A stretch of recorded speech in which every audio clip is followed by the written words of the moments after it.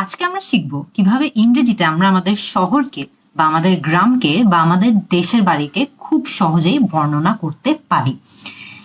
Tell us about your home town, মানে আপনি যেখানে বড় হয়েছেন সেই জায়গা সম্পর্কে আমাদেরকে কিছু একটা বলুন। এই প্রশ্নটা কিন্তু অনেক ইন্টারভিউতে, আইএলটিএস স্পিকিং টেস্টে খুবই কমন। ইনফ্যাক্ট আপনি যদি কোনো কারণে বিদেশে চলে যান তাহলে আপনার বিদেশের নতুন বন্ধুরাও কিন্তু আপনাকে এই প্রশ্নটা করতে পারে যে tell us about your home town, মানে আপনি যেখানে বড় হয়েছেন বা যেই শহরে বড় হয়েছেন সেই শহর সম্পর্কে আমাদেরকে কিছু একটা বলুন, বা সেই গ্রাম সম্পর্কে আমাদেরকে কিছু একটা বলুন। ইজিলি কিন্তু চাইলে জাস্ট 4টা স্টেপ ফলো করলে আপনি যে কোনো শহর থেকেই আপনি হোক না কেন, আপনি কিন্তু চাইলেই আপনার শহরকে সেই 4টা ধাপের মধ্যে ডিসক্রাইব বা বর্ণনা দিতে পারবেন। চলুন আমরা একটা একটা করে আজকে দেখে নিই যে এই ধাপগুলো কি। সো ফার্স্ট স্টেপে আমরা আমাদের শহরের নাম এবং আমাদের শহরের আয়তন বা সাইজ এই দুটো নিয়ে বর্ণনা দিব বা ডিসক্রিপশন দিব। সো সেটা আমরা কিভাবে করতে পারি? একদম ইজি একটা স্ট্রাকচার আছে, যেই স্ট্রাকচারে কিন্তু আপনি যে কোনো শহরের নাম এবং তার সাইজ ফেলে দিলে আপনার দুটো বাক্য অটোমেটিক্যালি রেডি হয়ে যাবে। স্ট্রাকচারটা কি? I live in dash. I live in dash. It's a dash city. আমি যদি আমার এক্সাম্পল দেই তাহলে আমি কি করব জানেন? আমি বসাবো I live in Dhaka. It's a big city. So আমরা কিন্তু দুটো বাক্য অটোমেটিক্যালি রেডি। বা আমি যদি চিটাগং এ থাকি তাহলে আমি বলবো I live in Chittagong. It's a beautiful city. আর একটু ইনফরমেশন অ্যাড করুন না, বলুন না it's a beautiful city by the sea, মানে সমুদ্রের পাশে খুবই সুন্দর একটা শহর হলো চিটাগং। এভাবে কিন্তু আপনি মেইন স্ট্রাকচারটা, আপনার মূল যেই স্ট্রাকচারটা আছে সেটাকে সেম রেখে আরো অনেক ইনফরমেশন অ্যাড করতে পারেন। আপনার মূল স্ট্রাকচারটা কিন্তু সেমই থাকছে, I live in dash, it's a dash city. মূল স্ট্রাকচারটা সেম, কিন্তু বেশি বেশি করে ইনফরমেশন অ্যাড করুন, এটা দেখানোর জন্য যে আপনি অনেক ইংলিশ জানেন। আমরা কিন্তু ইতিমধ্যে দুটো বাক্য পেয়ে গিয়েছি। আমাদের ফার্স্ট সেন্টেন্সটা কি? I live in Dhaka, it's a big city. আমি ঢাকায় থাকি এবং ঢাকা একটি বড় শহর। চলুন আমরা দেখি যে কিভাবে এখানে আরো অনেক ডিটেলস বাড়ানো যাবে। সেকেন্ড স্টেপে সেটা আমরা দেখব।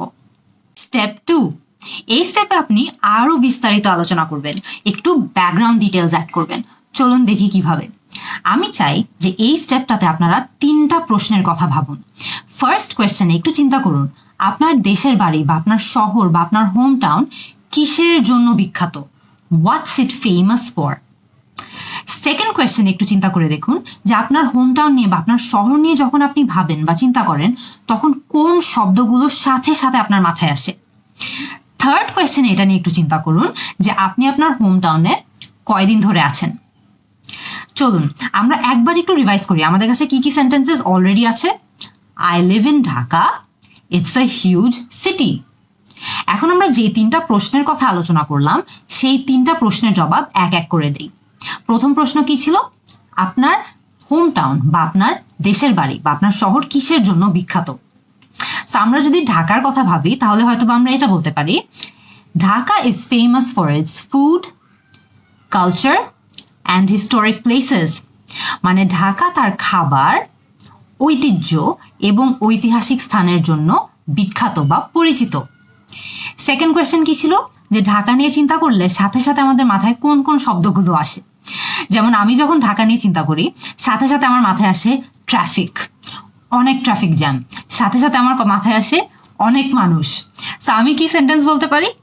Dhaka has a lot of traffic and it's a crowded city as well. ঢাকায় অনেক ট্রাফিক আছে এবং ঢাকায় অনেক মানুষও আছে। আপনি চাইলে কিন্তু এই সেন্টেন্সটাকে আরো অনেক স্টাইলিশ ভাবে বলতে পারেন। সেটা কি জানেন? Dhaka is a বাসলিং city. বাসলিং শব্দটার মানে কি জানেন? যে ঢাকা অনেক ব্যস্ত একটা শহর, অনেক ট্রাফিক, অনেক অ্যাক্টিভিটি, অনেক মানুষ। It's a বাসলিং city. আমরা কিন্তু আজকে একটা নতুন শব্দও শিখে ফেলেছি, তাই না? আমরা থার্ড কোয়েশ্চেনের উত্তর দেই এখন। থার্ড কোয়েশ্চেন কি ছিল আমাদের? যে আপনি আপনার হোম টাউনে কয়দিন ধরে আছেন। I have been living in Dhaka for 5 years.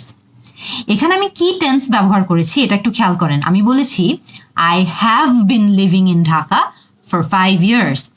Have been living মানে কি জানেন? যে আমি 5 বছর আগে ঢাকায় এসেছিলাম এবং এখনো আমি ঢাকায়ই থাকি। Have been living. আমাদের এখন টোটাল কয়টা সেন্টেন্স রেডি হয়েছে বলেন তো? অনেকগুলো কিন্তু ইতিমধ্যে রেডি।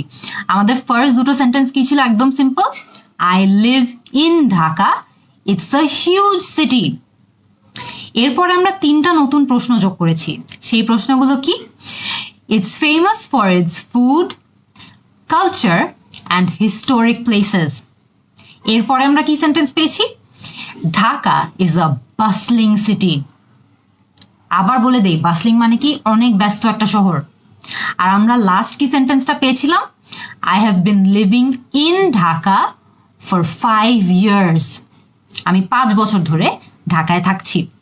আরো অনেক ডিটেলস অ্যাড করা সম্ভব, কিন্তু চলুন আমরা এর পরে স্টেজে দেখি যে আরো ডিটেলস আমরা কিভাবে আমাদের শহর নিয়ে বা আমাদের গ্রাম নিয়ে অ্যাড করতে পারি ইংলিশে। এখন আপনি বলুন যে আপনি আপনার শহর বা আপনার দেশের বাড়ি সম্পর্কে সবচেয়ে বেশি কি পছন্দ করেন অথবা সবচেয়ে বেশি কি অপছন্দ করেন। এটার জন্য আমি আপনাদেরকে একটা হ্যাক বা একটা কমন স্ট্রাকচার দিয়ে দেই। স্ট্রাকচারটা কি জানেন? I love living in dash, it's a great city with dash. এই হয়ে গেল আপনার স্ট্রাকচার। এই যে আমি ড্যাশ বা ব্ল্যাঙ্ক স্পেস দিয়েছি না আপনাদেরকে, এই ড্যাশগুলোতে আপনি ইচ্ছা মতো আপনার ডিটেলস অ্যাড করুন। যেমন আমি যদি বলি I love living in Dhaka, আমার ঢাকায় থাকতে অনেক ভালো লাগে। It's a great city with a lot of work opportunities, মানে এই শহরটা খুবই ভালো এবং এখানে কাজ করার অনেক সুযোগ আছে। I love living in Dhaka. It's a great city with a lot of work opportunities.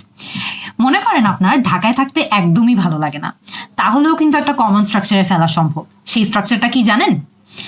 I don't like living in Dhaka বা I don't like living in dash। এই হলো আপনার স্ট্রাকচার। ড্যাশে আপনি ঢাকা বসিয়ে দেন, আপনি বলেন I don't like living in Dhaka. It's a terrible city with dash। আমি যদি আমার এক্সাম্পলে বসাই তাহলে আমি বলতে পারি it's a terrible city with a lot of traffic. আমার ঢাকায় থাকতে একদমই ভালো লাগে না, ঢাকায় অনেক ট্রাফিক জ্যাম। এই হয়ে গেল আপনার আরেকটা সেন্টেন্স। আরো ডিটেলস অ্যাড করতে পারেন কিন্তু আপনি কিন্তু চাইলেই বলতে পারেন the traffic makes it very stressful for me to live here.